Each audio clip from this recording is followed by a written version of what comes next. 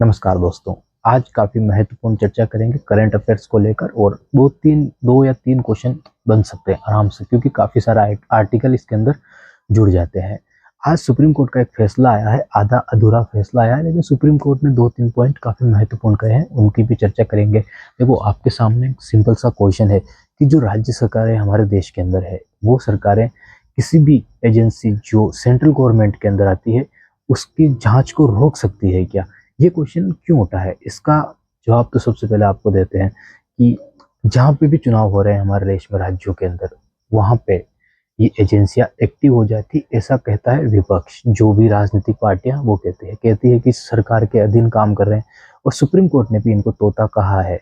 इनको कहा है कि तोते की तरह काम ना करें और अपनी ज़िम्मेदारी को पहचानें।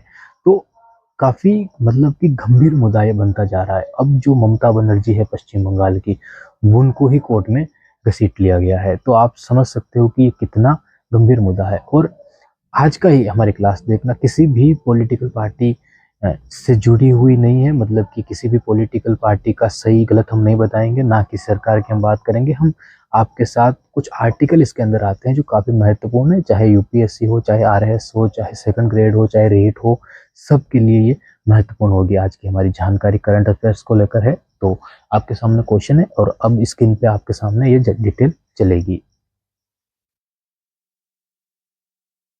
सबसे पहले आपकी स्क्रीन पे है कि ये मामला क्या है जिसकी आज हम बात करने वाले हैं। ये करंट को लेकर अभी काफ़ी हाल ही में चल रहा है, इसको समझिए।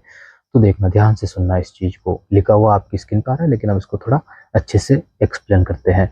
जो अभी राज्य सरकारें हैं, जैसे कि पश्चिम बंगाल की हो गई, तमिलनाडु की हो गई, ये सरकारें क्या करती है कि जैसे ही जांच एजेंसी आती है जांच करने के लिए, तो ये सरकारें पुलिस का हवाला दे देती है या कानून व्यवस्था का हवाला दे देती है और जांच के अंदर बाधा डाल देती है कि आप जांच नहीं कर सकते, वो ये सब जो भी चीज़ें ये करना चाहिए, मतलब कुल मिला के इनको जांच को रोकना होता है।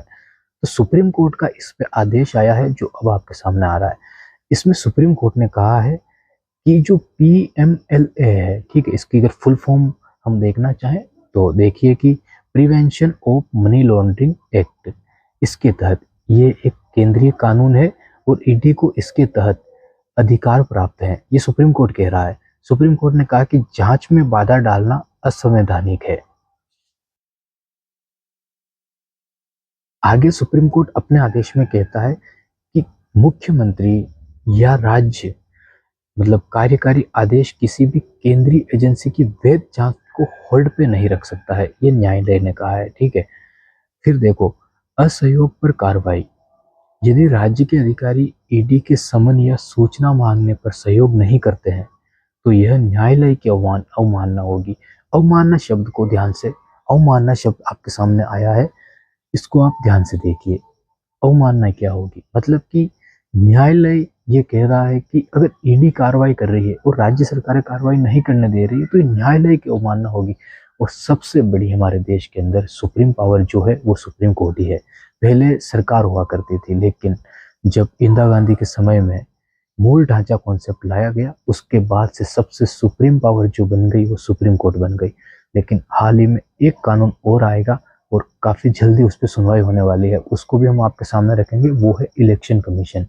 इलेक्शन कमीशन के अंदर उसको इतनी पावर दी गई है उस पद को कि आप सोच नहीं सकते कि कोई भी कार्रवाई नहीं कर सकता है। यहाँ तक कि सुप्रीम कोर्ट भी अब डिसाइड करेगी कि वो भी कार्रवाई कर सके या ना कर सके। लेकिन अवमानना जो हो रही है न्यायालय की हो रही है, मतलब कि उन्होंने साफ कहा है कि अगर जांच एजेंसियां वैध कार्रवाई कर रही है तो आप जांच होने दीजिए, आप जांच को क्यों रोक रहे हैं।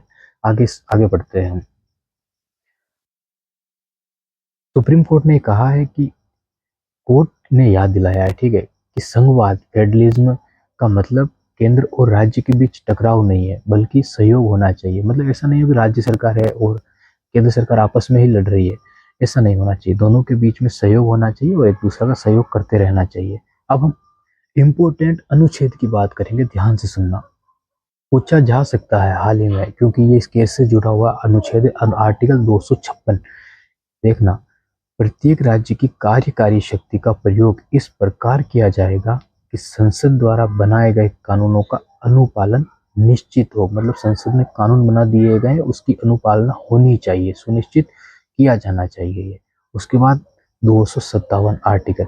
संघ की कार्यकारी शक्ति का विस्तार राज्य को ऐसे निर्देश देने तक होगा जो केंद्र को आवश्यक लगेंगे।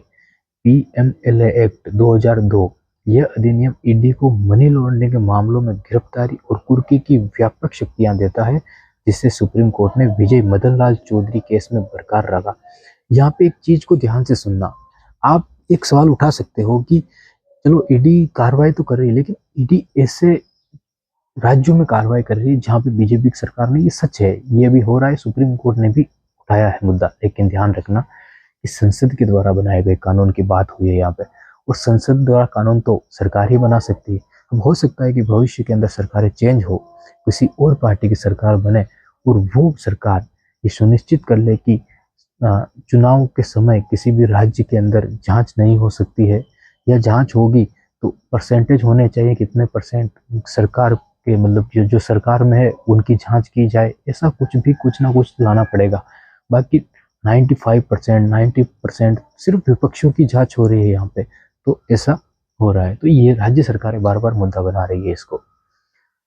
अब देखना आगे हम बात करते हैं। ये क्वेश्चन है आपके सामने, क्या भारत के संघीय ढांचे में मुख्यमंत्री सबसे ऊपर है या कानून?